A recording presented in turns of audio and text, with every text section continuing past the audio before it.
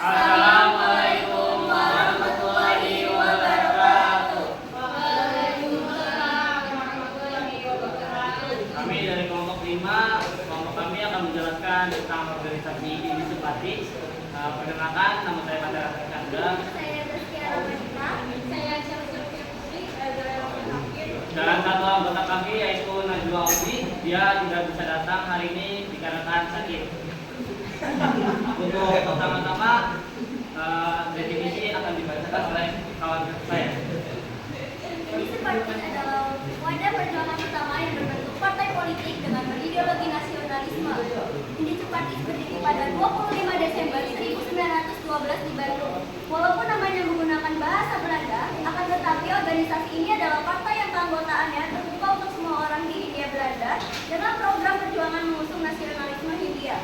Pendiri dari Indi Cipatis atau Partai Hindia adalah tokoh dari 3 serangkai, yaitu Louis Dekker, Ki Hajar Dewantara, dan Cipto Mangunkusumo.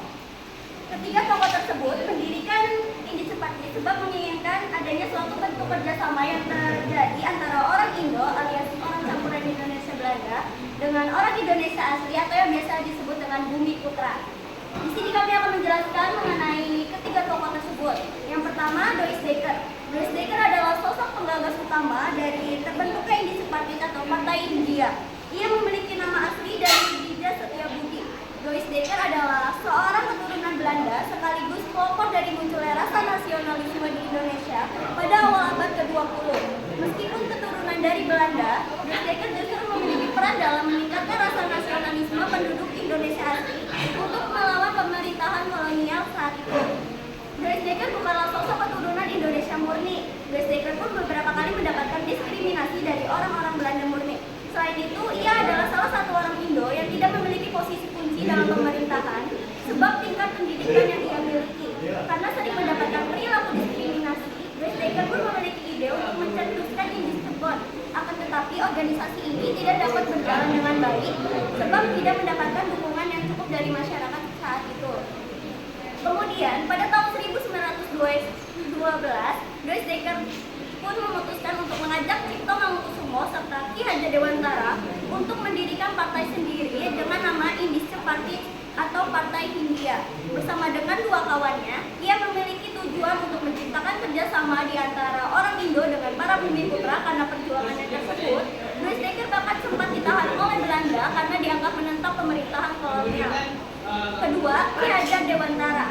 Tokoh kedua pendiri Indi Cipatis atau Partai Hindia adalah Ki Hajar Dewantara yang memiliki nama asli Raden Mas Wali Suryaningrat. Dia lahir di Yogyakarta pada 2 Mei 1889. Selain sebagai pendiri dari Indi Cipatis, Ki Hajar Dewantara juga dikenal sebagai Bapak Pendidikan. Sebab ia dikenal karena memiliki kepedulian terhadap perkembangan pendidikan yang ada di Indonesia.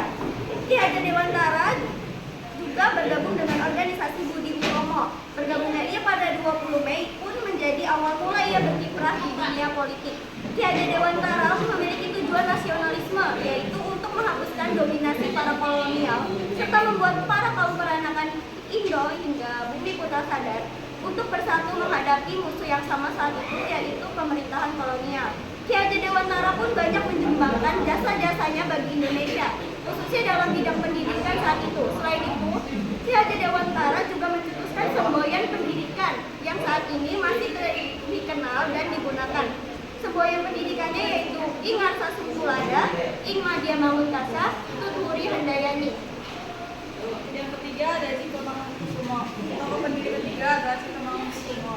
Ia lahir di desa Kecagakan, Jepara pada 4 Maret tahun 1986. Bagi ia, ini adalah upaya mulia yang dapat mewakili kepentingan dari seluruh penduduk di Hindia Belanda tanpa memandang asal suku, asal golongan hingga agama yang dianut. Ketika masih aktif, ia sempat diasingkan oleh pemerintah kolonial Belanda karena tulisan serta aktivitas politiknya saat itu. Belanda baru mengembalikan Mangunkusumo ke Indonesia pada tahun 1917. Di samping karena berbagai aktivitas dari pergerakan nasional maupun memiliki profesi sebagai seorang dokter. Cipto Mangunkusumo meninggal dunia pada 8 Maret 19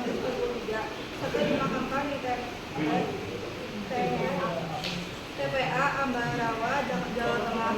Berkat jasa-jasa semua pemerintah Indonesia pun mengabaikan diri pecah dua program ujian baru senilai 200. Nama semua juga diabadikan menjadi sebuah rumah sakit besar di Jakarta. Oke, selanjutnya latar belakang yang akan dibacakan oleh saya sendiri, yaitu Lois Dekker, yaitu seorang ibu campuran, merasakan diskriminasi yang dilakukan oleh pemerintah Hindia Belanda antara Belanda asli, Indo campuran, dan juga Bumi Putra alias pribumi. Nah, kedudukan Indo campuran ini tuh tidak jauh beda dengan kaum pribumi, sama-sama susah gitu kan tinggal di Indonesia ini. Terus juga kaum Belanda asli ini tuh menganggap kaum Indo campuran itu tidak jauh beda dengan pribumi, yaitu sama-sama rendahan. Nah, hal ini itu pernah disampaikan pada buletin Bond van Geneseren pada September 1912, yaitu Bond van Geneseren, yaitu Ikatan Para Dokter. Nah, pemerintah Hindia ini ingin membangun sekolah dokter kedua di Surabaya yang bisa dimasukin oleh segala kalangan gitu. Nah, terus kaum Belanda asli itu menolak karena kaum Indo campuran itu tuh nggak pantas, karena mereka rendahan, nggak pantas untuk menjadi seorang dokter. Nah, karena hal ini, Lois Dekker berpikir kalau ingin bebas, mereka itu harus bekerja sama dengan kaum pribumi. Karena Hindia saja itu bukan hanya milik Belanda asli, namun bagi mereka yang merasa dirinya Hindia, maka mereka itu adalah Hindia. Hal ini menjadi dasar ideologi nasionalisme yang diusung oleh organisasi Indonesian Parties. Terus juga pada awal abad ke-20, yaitu hidup kolonialisme, yaitu terdapat kritikan-kritikan terhadap kolonialisme ini oleh Cipto Mangunkusumo melalui tulisan-tulisannya pada surat kabar The Lokomotif. Di situ ditulis bahwa masyarakat Jawa itu akan sulit maju karena mereka dikungkung oleh feodalisme yang menyebabkan eksploitasi yang berlebihan. Hal ini itu menyebabkan terjadinya kemiskinan keterbelakangan. Nah, sejak itu Cipto Mangunkusumo berpikir bahwa jika ingin melepas dari kolonialisme, dia harus berjuang melalui politik perjuangan. Nah, hal ini menyebabkan dia keluar dari organisasi Budi Utomo karena tidak sepemikiran dengan Budi Utomo. Lalu dia bertemu dengan Lois Dekker dan Surya Ningrat yang sama sepemikiran, lalu membuat organisasi Indonesian Parties. Kemudian ada peran yang akan dibacakan oleh kawan saya. Jadi saya akan membahas tujuan berusaha untuk mencapai tujuan tersebut. Yang pertama ada satu, memberantas rasa kesombongan rasial dan keistimewaan ras. Yang kedua yaitu ada memelihara nasionalisme Hindia dengan meresapkan cita-cita kesatuan dan kebangsaan. Ketiga ada memberantas usaha untuk kebangkitan dalam kebenaran agama. Kemudian di sini saya akan menjelaskan tentang peran Indonesian Parties. Organisasi ini memperjuangkan kesetaraan hak bagi semua ras Hindia dengan mengkritik kebijakan diskriminatif pemerintah kolonial Belanda melalui propaganda dan mobilisasi massa. Indonesian Parties ini menumbuhkan semangat nasionalisme dan memperjuangkan ide Hindia untuk Hindia hingga akhirnya pada tahun 1913 dibubarkan karena dianggap terlalu radikal. Meskipun singkat, dampaknya terhadap pergerakannya.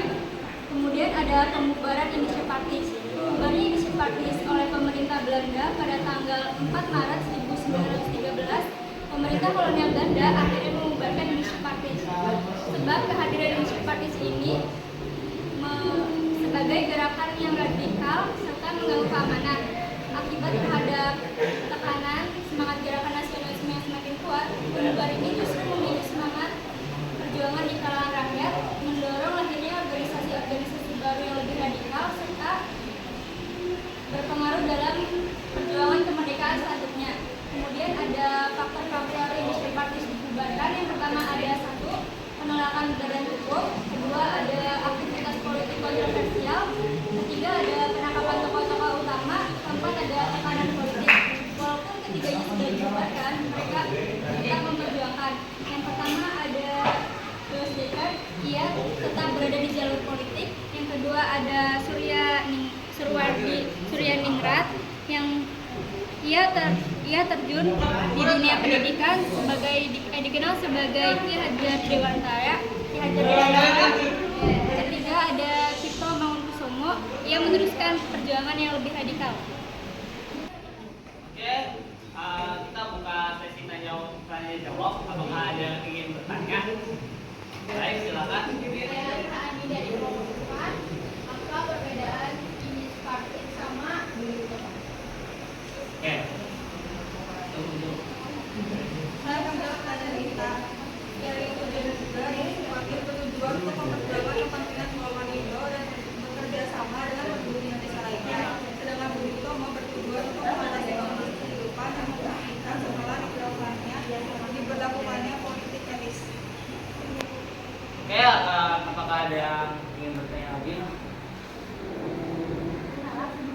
Perkenalkan, nama saya Anika Mutiana dari kelompok 2. Saatnya jam ke-9 dimulai. Saya ingin bertanya, mengapa Indonesia partit itu dilarang oleh Belanda dan kapan tanggalnya? Enggak, kenapa Indonesia partit itu dilarang oleh Belanda?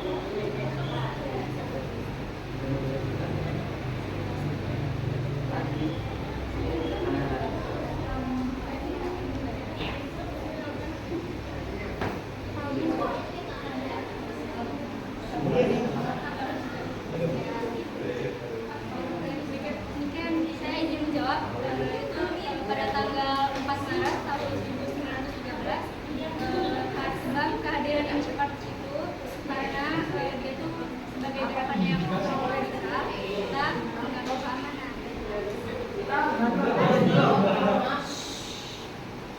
Oke, apakah ada yang ingin bertanya lagi? Apa deh, mana? Boleh, silakan. Bagaimana reaksi masyarakat Indonesia akan adanya organisasi ISIS partit? Apa ada potensi ketegangan atau kepercayaan untuk ideologi ISIS partit dari masyarakat Indonesia? Saya dulu tanya. Ulang terus pertanyaannya. Ini, apa reaksi dari masyarakat tentang ideologi dari ISIS partit? Apakah ada ketegangan atau ketidakpercayaan dari masyarakat Indonesia tentang organisasi tersebut? Oke, izin saya menjawab. Untuk dari masyarakat Indo campuran dan juga pribumi, tentu saja mereka sangat senang ya karena ada organisasi itu. Karena mereka ini organisasi tersebut ingin keadilan yang terjadi akibat diskriminasi yang dialami oleh Belanda, yang dilakukan oleh Belanda terhadap pribumi dan juga Indo campuran. Untuk kubu Belandanya tidak senang ya, karena dengan adanya organisasi ini mereka itu jadi terganggu gitu kan, karena yang dilakukan oleh pribumi dan juga Indo campuran, mereka melakukan kegiatan yang sangat radikal, mengganggu masyarakat sekitar juga. Ya, karena hal itu juga menciptakan ketegangan di antara kaum Indo campuran dan juga pribumi dengan Belanda asli. Dan baik, apakah masih ada yang ingin bertanya? Jika tidak ada yang ingin bertanya lagi, izinkan saya untuk melanjutkan sesi selanjutnya, itu game kita, yaitu menjawab pertanyaan melalui kuisis. Kuisisnya ada 10 soal saja yang saya akan kirimkan lewat WA. Untuk kerjanya kalian buka web kuisisnya, habis itu masukin kodenya yang saya kasih.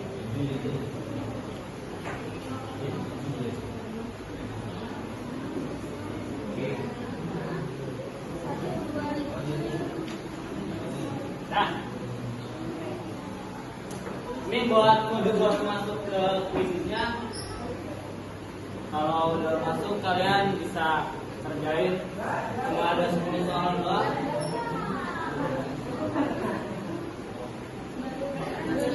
baru 5 orang yang masuk. Sini sini kita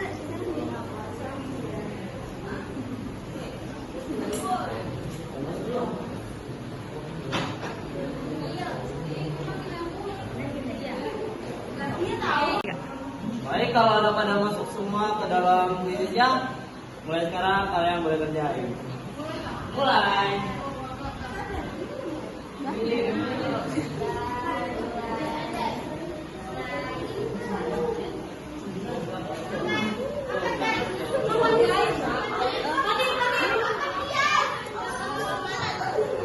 Di, kita dari jawab.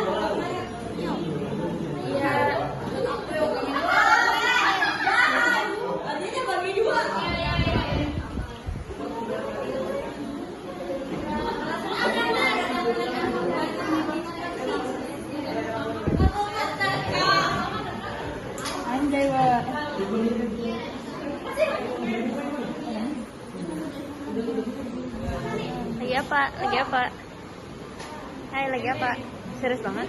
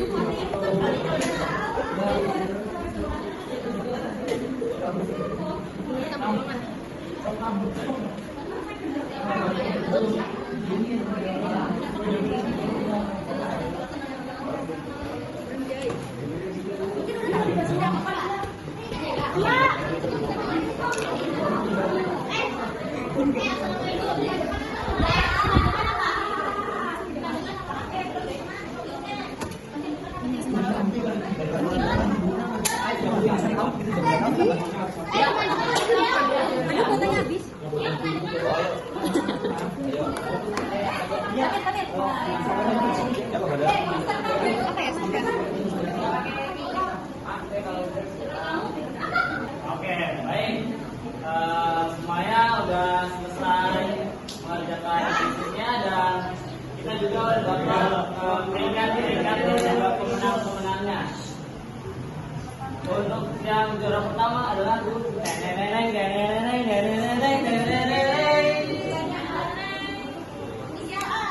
Afifah.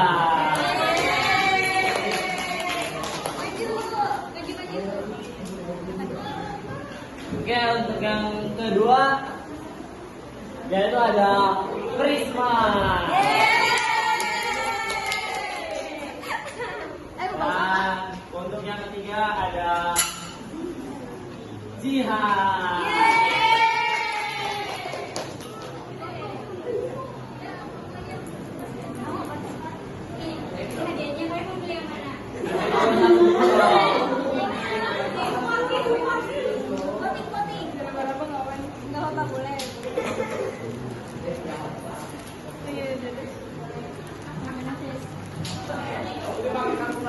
Sama-sama beda. bukan aku yang mau. Lala, sama-sama beda, Lala. Orang apa yang bungkus sih? Sama-sama beda.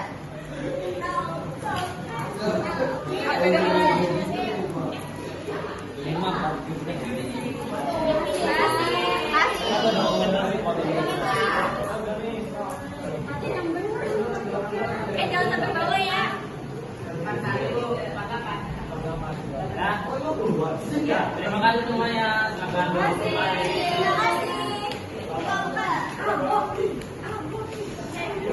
Baik, segitu saja dari kelompok 5 tentang KBC Parties. Terima kasih sudah berpartisipasi mendengarkan kelompok kami dan juga mengikuti game bisnis tadi. Kurang lebihnya mohon maaf jika ada salah kata, mohon maaf juga ya. Kami dari kelompok 5 undur diri. Assalamualaikum.